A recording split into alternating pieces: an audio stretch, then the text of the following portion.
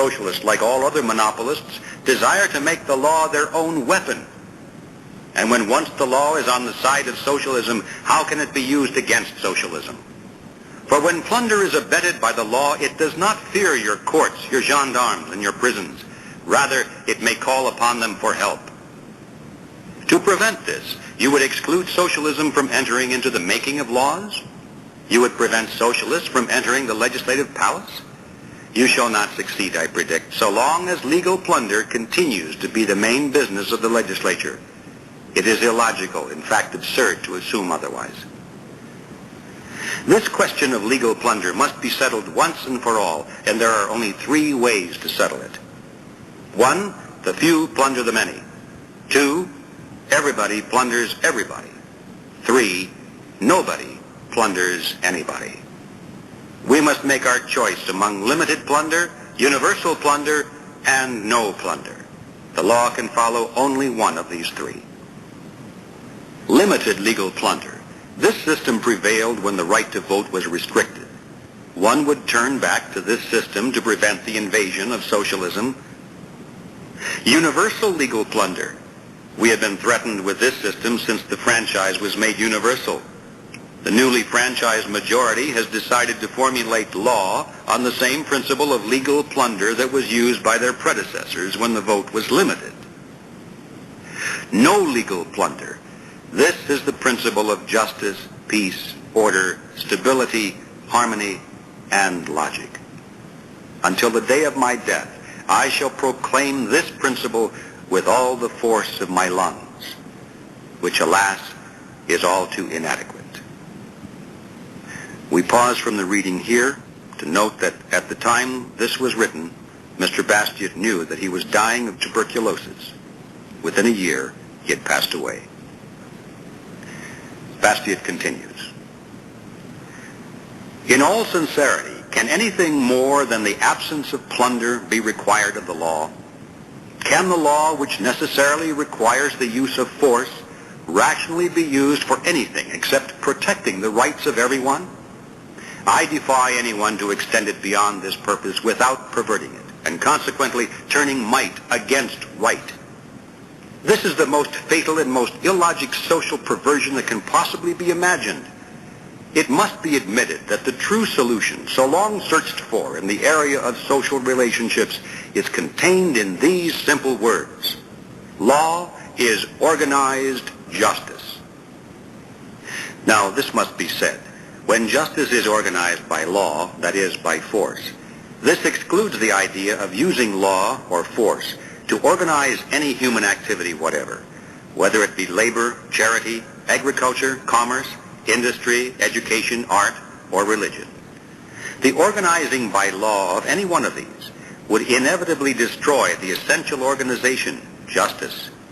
For truly, how can we imagine force being used against the liberty of citizens without it also being used against justice, and thus acting against its proper purpose?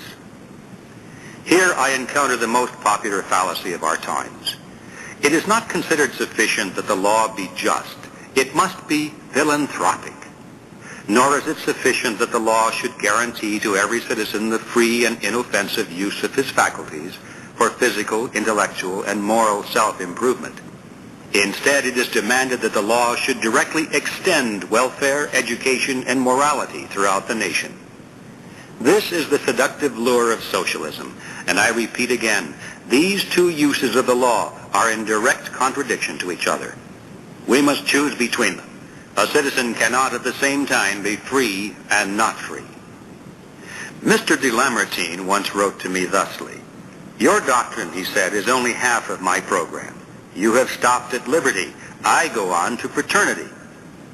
I answered him, "The second half of your program will destroy the first."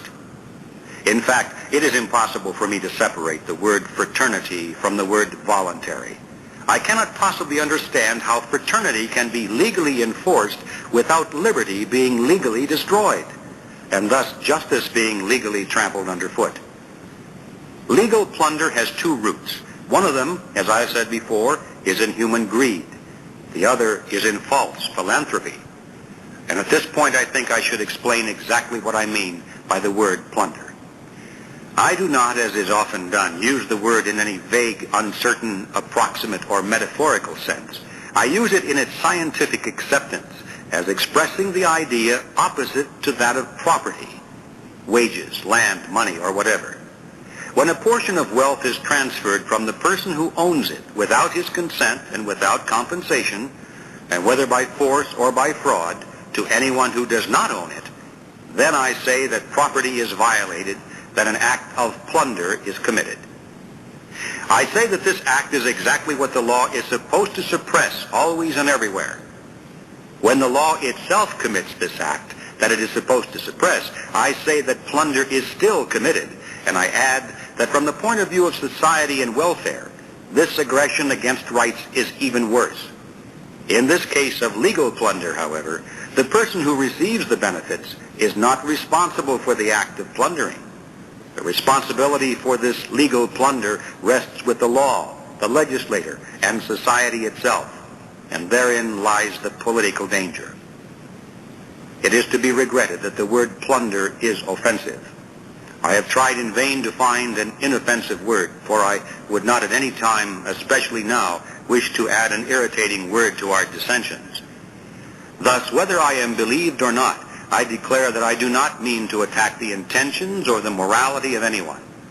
Rather, I am attacking an idea which I believe to be false, a system which appears to me to be unjust, an injustice so independent of personal intentions that each of us profits from it without wishing to do so, and suffers from it without knowing the cause of the suffering.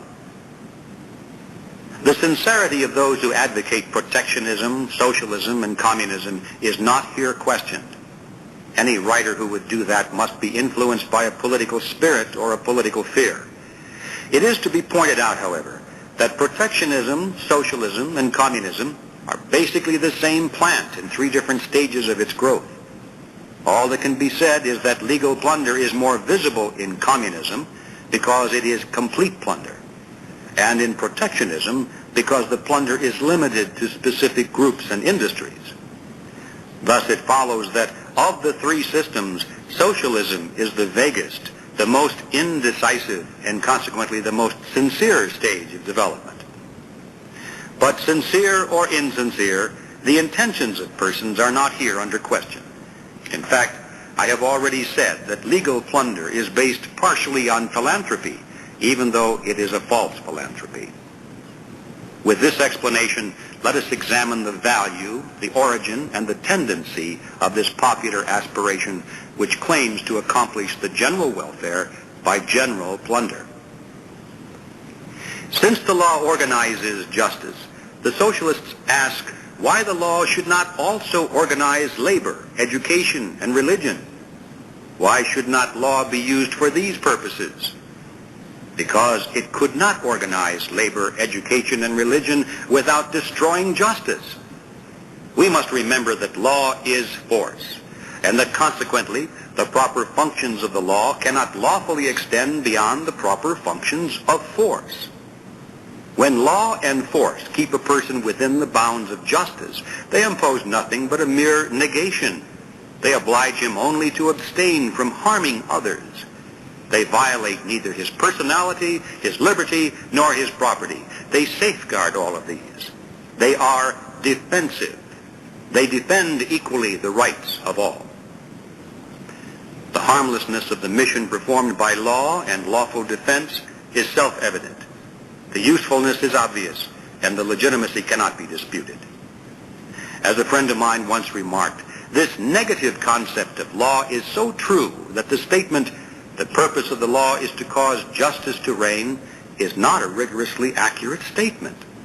It ought to be stated that the purpose of the law is to prevent injustice from reigning. In fact, it is injustice instead of justice that has an existence of its own. Justice is achieved only when injustice is absent. But when the law, by means of its necessary agent force, imposes upon men a regulation of labor, a method or a subject of education, a religious faith or creed, then the law is no longer negative. It acts positively upon people. It substitutes the will of the legislator for their own